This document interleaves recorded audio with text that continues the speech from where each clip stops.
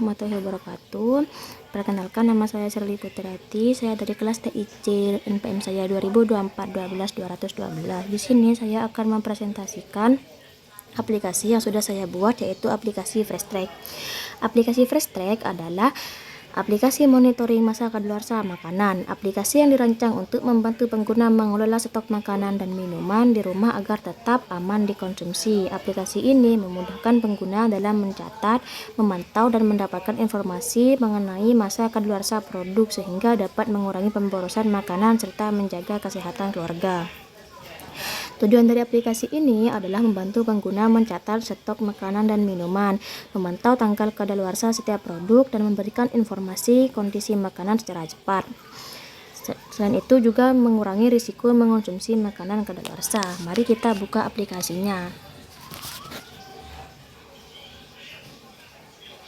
Nah, ini merupakan halaman beranda atau home. Halaman home merupakan halaman utama yang pertama kali ditampilkan saat aplikasi dibuka. Fungsi halaman ini adalah memberikan ringkasan kondisi seluruh makanan yang tersimpan dalam aplikasi. Ya, di sini ada judul aplikasi, yaitu Fresh-Track. Setelah itu ada ikon notifikasi terletak di bagian kanan atas. Fungsinya menampilkan pemberitahuan terkait makanan yang akan segera kadaluarsa, memberikan pengingat kepada pengguna agar segera menggunakan atau mengecek makanan tersebut. Selanjutnya ada fitur pencarian.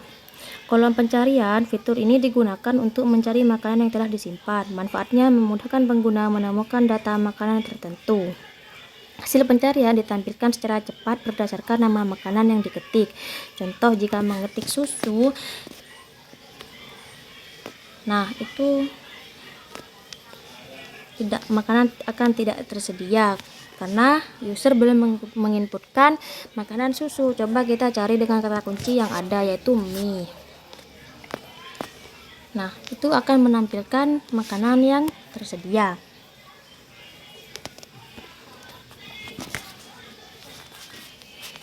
Selanjutnya ada ringkasan kondisi makanan. Bagian ringkasan menampilkan statistik makanan berdasarkan statusnya. Yang pertama ada warna hijau, yaitu yang berarti aman, menampilkan jumlah makanan yang masih jauh dan dari tanggal kadaluarsa. Fungsinya memberikan informasi bahwa makanan masih aman untuk dikonsumsi. Yang nomor 2 ada warna oranye, yaitu menunjukkan kalau makanan akan hampir kadaluarsa, menampilkan jumlah makanan yang masa kadaluarsanya sudah dekat. Fungsinya menjadi pengingat agar makanan segera digunakan.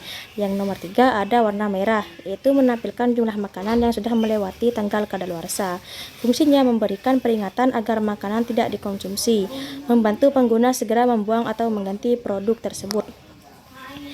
Ada juga fitur daftar makanan. Daftar makanan bagian ini menampilkan seluruh makanan yang telah disimpan. Informasi yang dapat ditampilkan yaitu nama makanan, foto makanan, kategori makanan, tanggal kadaluarsa, status makanan, status makanan. Selanjutnya ada tombol lihat semua. Fungsinya menampilkan seluruh data makanan yang tersimpan, memudahkan pengguna melihat daftar lengkap ketika jumlah data sudah banyak.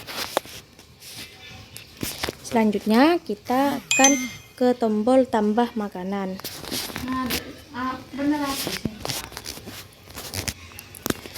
Di tombol tambah makanan atau tombol plus di bawah, terletak di bagian bawah tengah aplikasi. Fungsinya membuka halaman penambahan data makanan baru, menjadi akses utama untuk memasukkan stok makanan ke dalam sistem. Keunggulannya mudah ditemukan karena berada di posisi tengah. Mari kita coba menambahkan daftar makanan. Nah, di sini ada fitur upload foto. Di sini pengguna bisa menggunakan kamera atau galeri. Jadi pengguna dapat menambahkan foto makanan. Fungsinya memudahkan identifikasi produk, membantu pengguna mengenali makanan secara visual, membuat tampilan data lebih menarik dan informatif. Mari kita coba masukkan.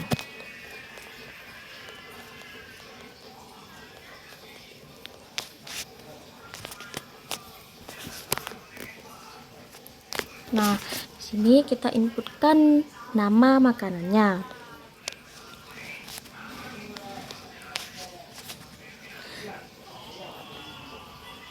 Setelah itu pilih kategori makanannya atau minumannya. Karena ini makanan instan, kita bisa pilih makanan instan. Di sini kategori terdiri dari minuman, makanan instan, buah, sayuran, dan daging. Fungsinya untuk mengelompokkan produk berdasarkan jenisnya dan juga membantu proses pencarian dan pengelolaan data. Kita pilih makanan instan. Nah, selanjutnya ada tanggal kadaluarsa. Input tanggal kadaluarsa, pengguna menentukan tanggal kadaluarsa produk menggunakan kalender. Fungsinya menjadi dasar perhitungan status makanan. Digunakan untuk menghasilkan notifikasi otomatis. Manfaatnya menghindari lupa terhadap masa berlaku produk, membantu pengelolaan stok makanan secara lebih baik. Kita taruh ke 1 Juli saja. Nah, untuk di bawah ini ada catatan atau opsional. Pengguna dapat menambahkan informasi tambahan mengenai produk. Contohnya seperti simpan di kulkas ataupun harus digunakan minggu ini. Kita simpan di kulkas saja. Kita makanan cepat basi. Nah, seperti ini saja. Selanjutnya ada tombol simpan. Tombol simpan ini berfungsi menyimpan seluruh data makanan yang telah diinput, memasukkan data ke dalam database aplikasi. Di sini saya menggunakan database offline yaitu SQF Lite. Setelah tombol ditekan, data divalidasi. Data disimpan juga. Status makanan dihitung otomatis. Data muncul pada halaman home dan daftar makanan.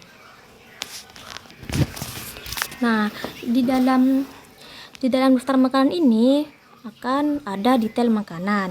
Jadi pengguna bisa mengedit makanannya ataupun mengedit tanggal kadaluarsanya. Seperti ini update, dan juga bisa dihapus. Nah, selanjutnya adalah kategori. Menu kategori. Fungsinya mengelompokkan makanan berdasarkan jenisnya, memudahkan pencarian dan pengelolaan data. Contoh kategori ada minuman, makanan instan, buah, sayuran, dan daging. Ini mari kita lihat. Nah, seperti ini. Jadi di sini itu fungsinya mengelompokkan makanan yang sudah diinput oleh pengguna sesuai dengan kategorinya. Selanjutnya kita beralih ke menu riwayat. Nah, di sini berfungsi menampilkan aktivitas yang pernah dilakukan pengguna seperti menyimpan data makanan yang telah dihapus atau kadaluarsa, dan juga data makanan yang ditambahkan oleh user seperti ini. Karena tadi saya sudah menambahkan cireng. Coba kita hapus di data. Nah, itu akan masuk jika menghapus makanan, yaitu menghapus mie. Selanjutnya kita masuk ke menu profil. Nah, di menu profil ini berfungsi menampilkan informasi akun pengguna, mengatur preferensi aplikasi, mengelola pengaturan notifikasi. Di sini user bisa menambahkan namanya. Mari kita ubah.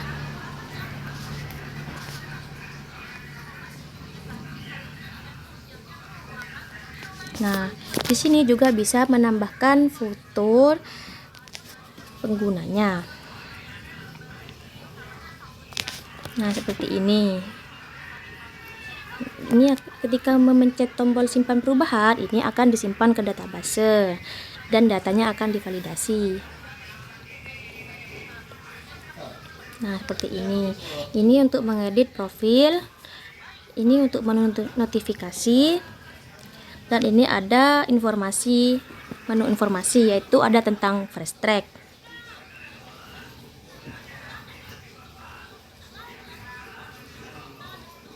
Nah, jika memencet keluar sesi, maka dia akan menghapus seluruh data yang sudah diinputkan oleh user. Karena saya tidak menggunakan database online, jadi databasenya hanya akan disimpan saat itu juga. Jadi jika dihapus, itu akan hilang semuanya.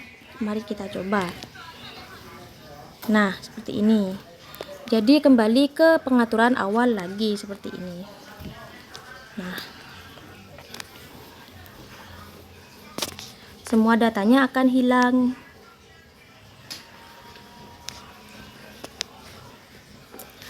Keunggulan dari Fresh Track ini yaitu antarmuka sederhana dan mudah digunakan, membantu mengurangi pemborosan makanan, memantau masa kadaluarsa secara otomatis, memudahkan pengelolaan stok makanan rumah tangga, mendukung pola hidup yang lebih sehat dan hemat. Fresh Track merupakan solusi digital untuk membantu masyarakat mengelola persediaan makanan dengan lebih efektif. Dengan fitur pencatatan makanan, kategori produk, pemantauan tanggal kadaluarsa, serta sistem notifikasi, Fresh Track dapat membantu pengguna menjaga keamanan konsumsi makanan sekaligus mengurangi pemborosan bahan pangan. Nah, sekian presentasi dari aplikasi saya. Jika ada kesalahan kalimat, saya mohon maaf. Wassalamualaikum warahmatullahi wabarakatuh.